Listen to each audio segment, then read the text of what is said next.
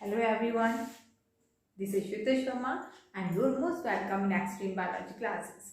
So let's see the today topic. Today topic is a pituitary gland. Actually जो हमारा ये study हम लोगों ने टॉपिक किया था वो था हाइपोथैलेमस. जो हाइपोथैलेमस है, पिट्यूटरी ग्लैंड है एंड पीनियल ग्लैंड है. ये 3 ग्लैंड्स ऐसी होती है जो हमारे ब्रेन में लोकेटेड होती है. So let's see study of the second condition of the pituitary gland. आज हम लोग पिट्यूटरी ग्लैंड के बारे में पढ़ने जा रहे हैं. सो लेट्स सी, हमने कल इसकी लोकेशन देख ली थी. जो पिट्यूटरी ग्लैंड है वो कहाँ प्रेजेंट था? डायनसेफेलॉन रीजन में प्रेजेंट था, हमारे ब्रेन में, डैट मींस हमारे फोर ब्रेन में प्रेजेंट था और हाइपोथैलेमस के जस्ट बिलो प्रेजेंट था. हाइपोथैलेमस को हम लोगों ने बोला था मास्टर ग्लैंड, जबकि पिट्यूटरी ग्लैंड को बोला जाता है मास्टर ग्लैंड, क्योंकि जो हाइपोथैलेमस इसके ऊपर इन्फ्लुएंस डालती है उसकी वजह से इससे नंबर ऑफ हार्मोन सीक्रेट होते हैं, hence is known as a master gland.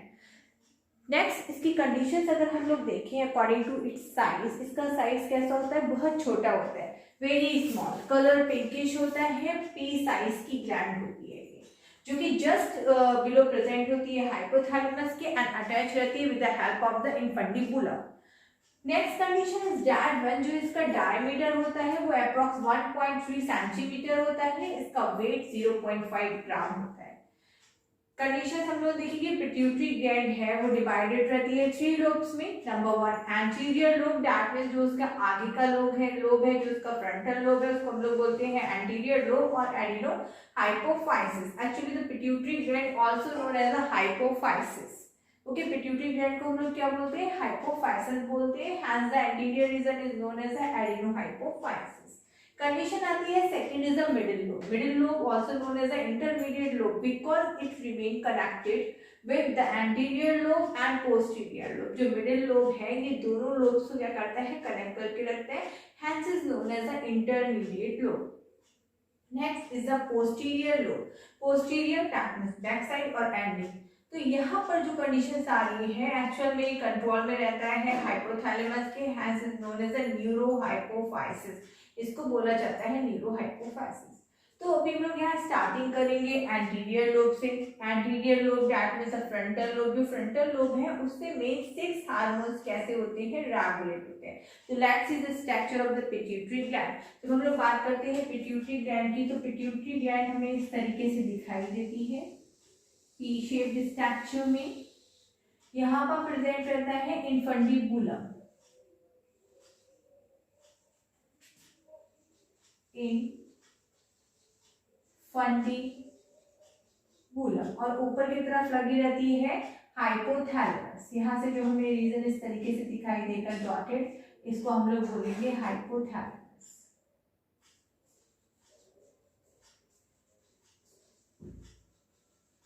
तो जस्ट बिलो प्रेजेंट हो जाएगी किसके? हाइपोथैलेमस के जस्ट बिलो प्रेजेंट हो जाती है. इन्फंडिबुलम के थ्रू कैसे रहती है? हाइपोथैलेमस के साथ में अटैच रहती है. इसके हमें दिखाई देती है 3 लोब्स.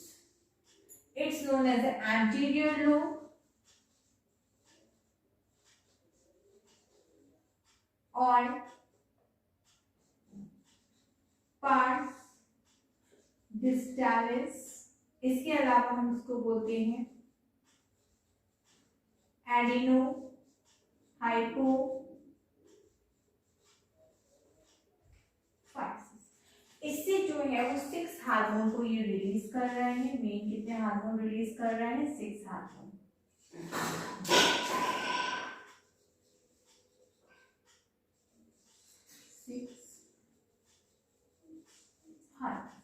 नेक्स्ट जो हमें मिडिल में ये वाला लोब यहाँ पर दिखाई दे रहा है, इसको हम लोग बोलते हैं इंटरमीडिएट लोब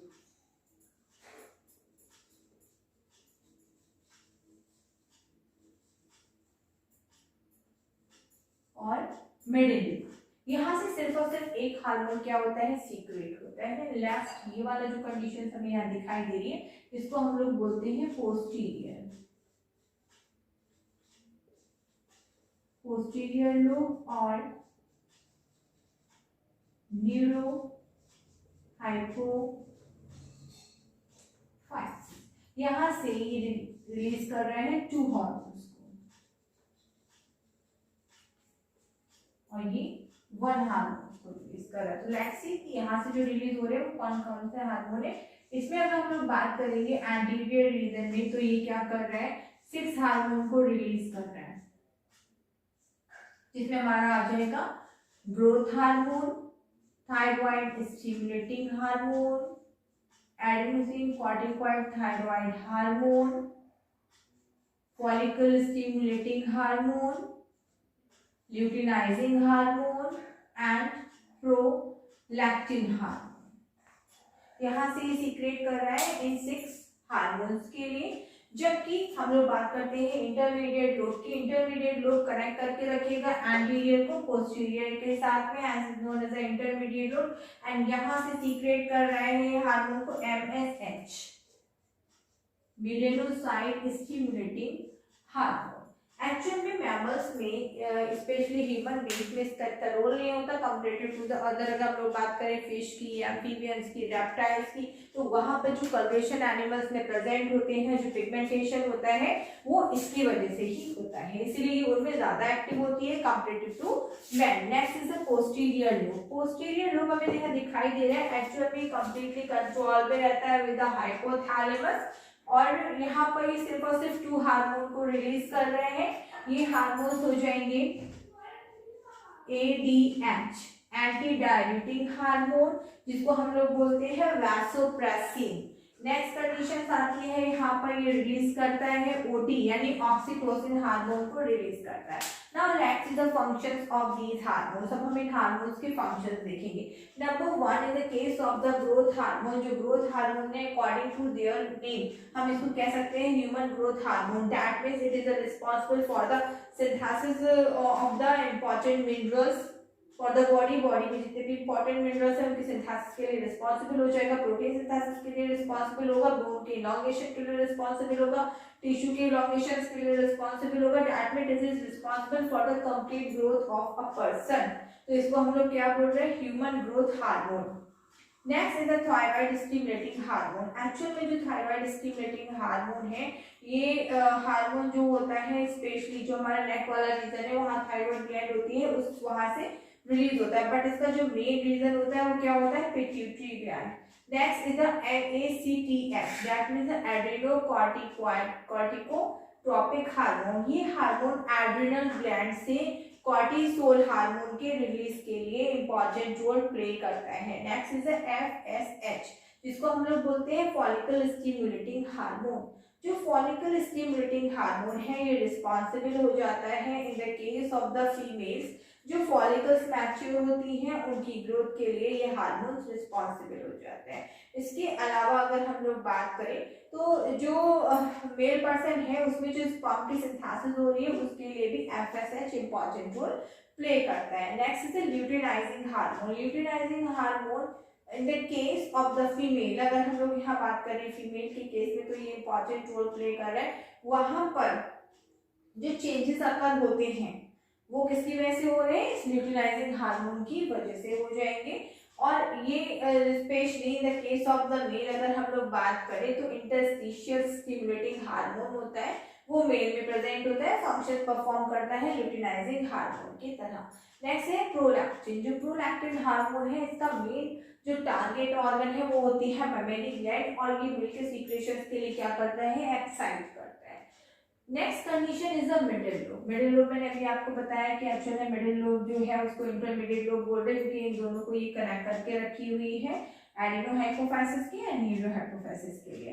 नेक्स्ट कंडीशन यहाँ से एक ही हार्मोन रिलीज हो रहा है जिसको बोल रहे हैं MSH, और इसका कंप्लीट नेम हो जाएगा मेलानोसाइट स्टिमुलेटिंग हार्मोन।